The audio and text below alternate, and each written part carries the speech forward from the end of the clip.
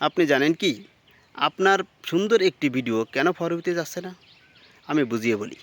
আপনি যখন Facebook page open করেছিলেন, তখন যে ক্যাটাগরি সিলেক্ট করেছিলেন, ওই ক্যাটাগরি অনুযায়ী যদি আপনি ভিডিও তৈরি না করেন, তাহলে কিন্তু ফর ইউতে যাবে না। তার কারণ হলো, ওই ক্যাটাগরি অন্য যারা সিলেক্ট করেছে, ফেসবুক কী করে? আপনার ভিডিওটি তাদের কাছে পাঠিয়ে দেয়। যখন অন্য যারা আছে তারা দেখছে যে তাদের ক্যাটাগরি অনুযায়ী এই ভিডিওটি না, তখন তারা দেখছে না।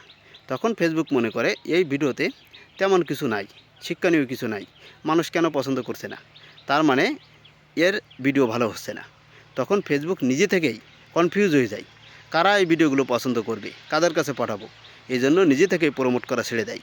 আর যখন প্রমোট করা ছেড়ে দেয়, তখন আপনার ভিডিও আর কখনো ফর ইউতে যায় না।